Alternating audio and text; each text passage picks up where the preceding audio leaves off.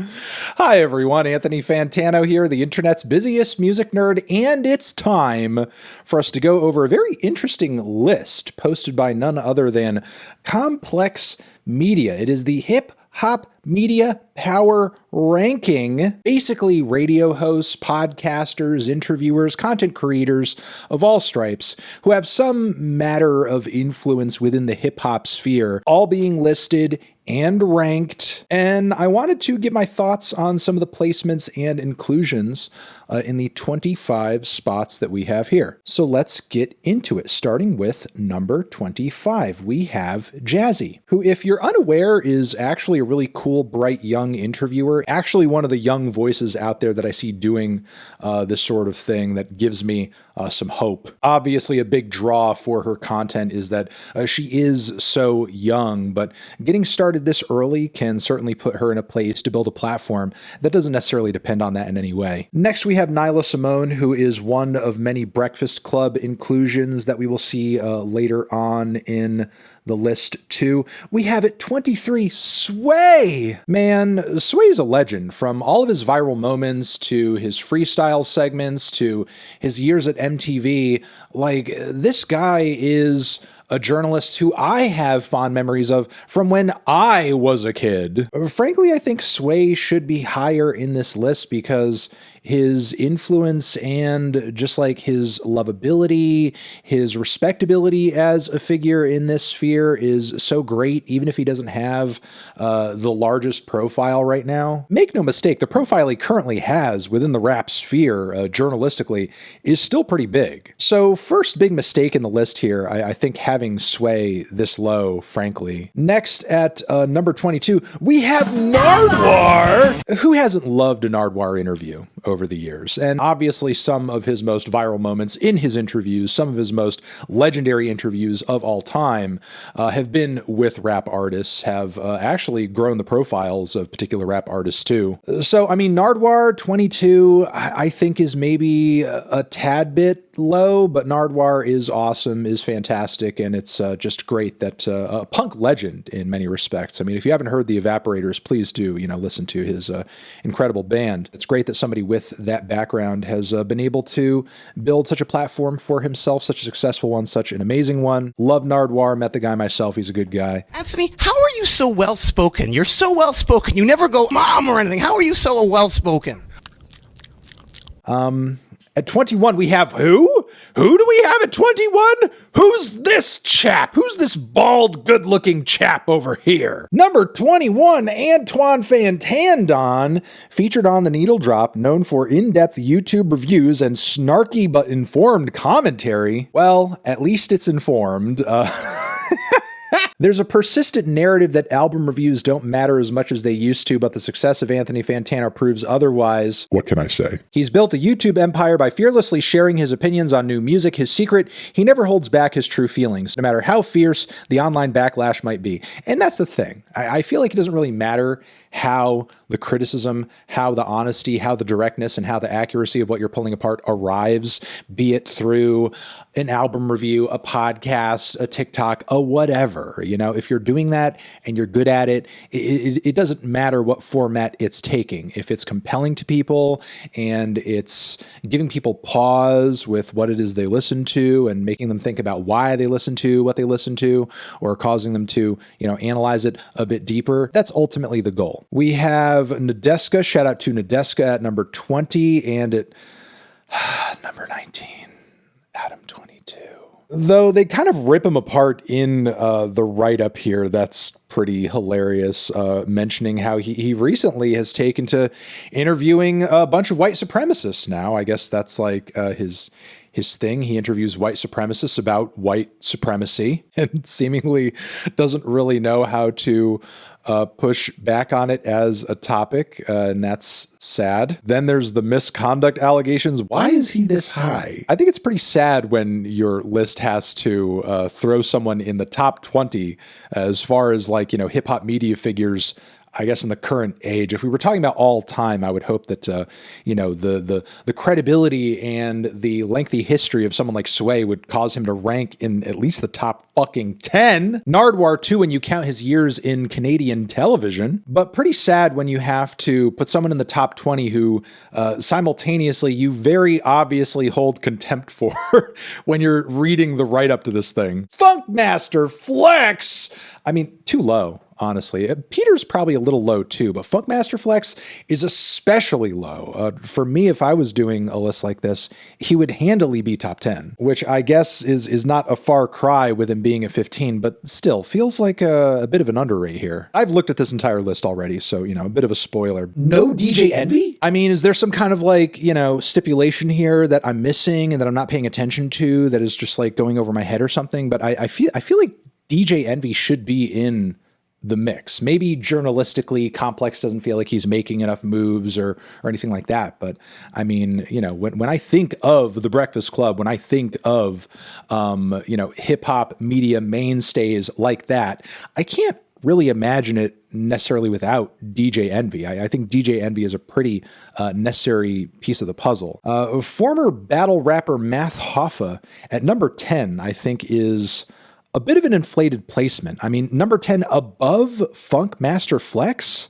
Maybe we're kind of basing this sort of on current day numbers and influence, but I feel like Math Hoffa doesn't even cut the muster on that front. Like, there are figures earlier on in the list here, and again, no disrespect to Math because I think he does cool stuff, but there are figures earlier on the list who have more of a profile and have put in just like way more years and have, I would say, broadly more influence in rap and beyond. So 10, kind of a weird placement for me.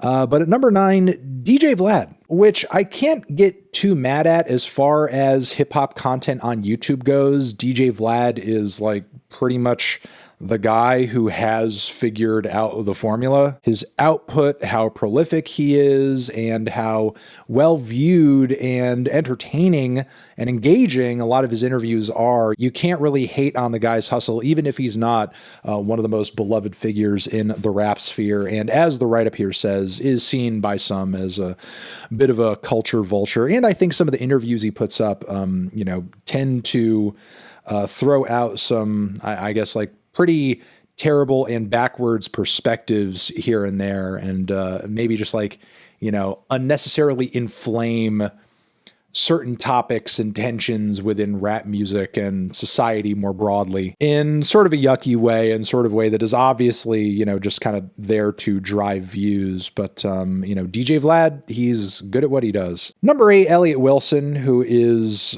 through his years at Double XL and beyond, one of the most respected figures in hip hop journalism, I would say, to the point where I feel like he's hit a point where he's in a really cushy spot. He's not exactly throwing hot takes out there on a regular basis, nor is he in the trenches digging through like all the news stuff or the left field stuff, anything like that. But he's like a really safe bet as far as like, a video or an interview or a written piece goes. So as a result, I think he has like a lot of access and a lot of associations with larger figures in the hip hop world, Jay-Z among many others, because he can be trusted. He comes at rap music and artists with a lot of reverence and a lot of history. So I'm not really surprised to see him in the top 10. Number 7, we have Carisha, or Young Miami, which I'm kind of blown away by this. This is a very ridiculously high placement for someone whose media career is not really that old and also is, I guess, kind of functioning in tandem with a music career too. Of course, her show is through Revolt, considering her connections with Diddy.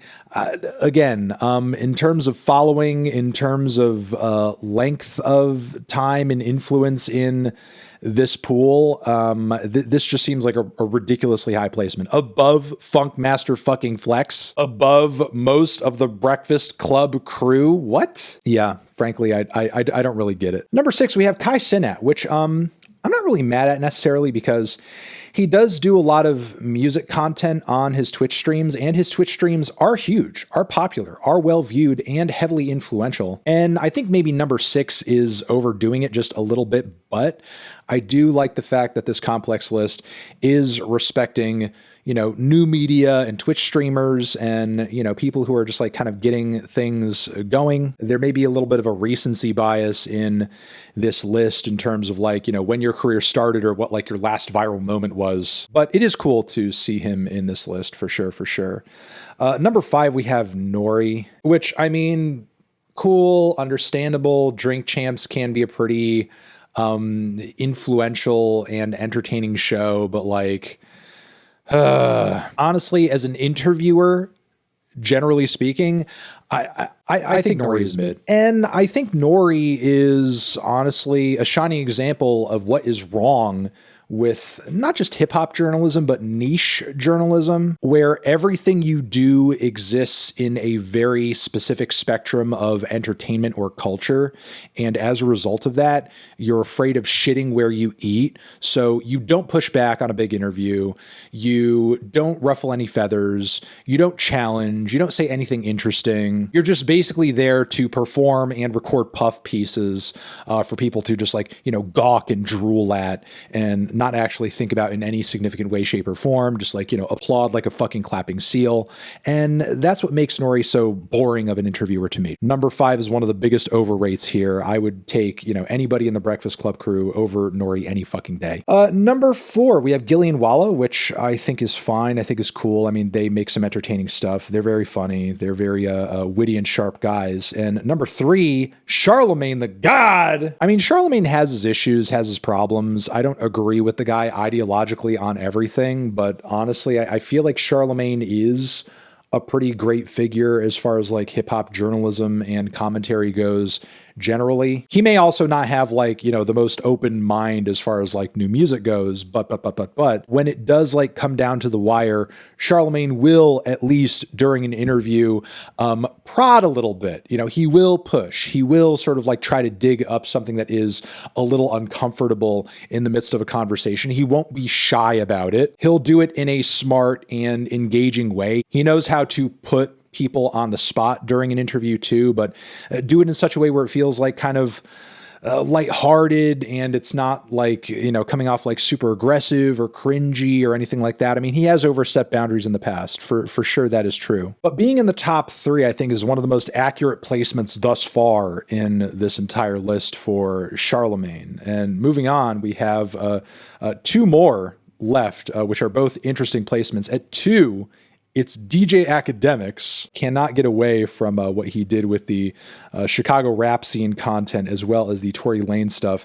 And then at number 1, it's Joe Budden, but they didn't really put a write-up. They just like said, hey, check out our interview with Joe over here, and we're going to leave it at that. Joe and Ack at number 1 and 2. I feel like Complex is basically saying here, please bring back Everyday Struggle. Please come back and do Everyday Struggle together. Please, for the love of God, which I think is one of many examples of a bit of a complex bias in this list. I'll even admit that I myself, I'm in the Complex multi-channel network.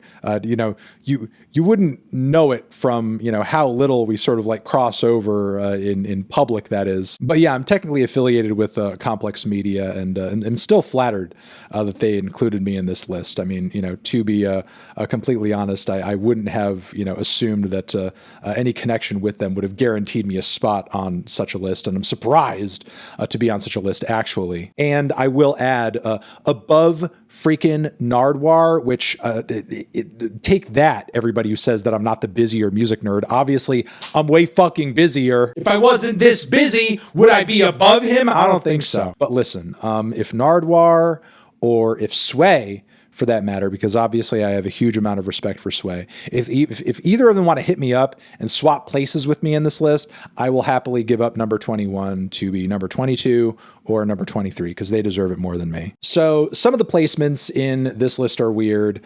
Obviously, a bit of a New York bias. Obviously, a bit of a Complex bias. On top of it, the other thing that I want to add on this list is, in a sense, it almost felt like, in terms of like the tone of the writing with Adam 22 and later with Ack, it was like they were being placed as high as they were or included in like a begrudging way, which I guess I can understand in a sense because it would be foolish for Complex to leave them off of this list entirely, because whether or not you talk about them or address them, they have these huge and massive platforms. So it's not like it's Complex's fault that Adam 22 or DJ Academics are popular, though I guess Complex has had more of a role in that with Everyday Struggle and so on and so forth. But still, when you have to make a list like this and you feel forced to sort of include these names, but yet you also have to pull them apart because they have been accused of doing such heinous things,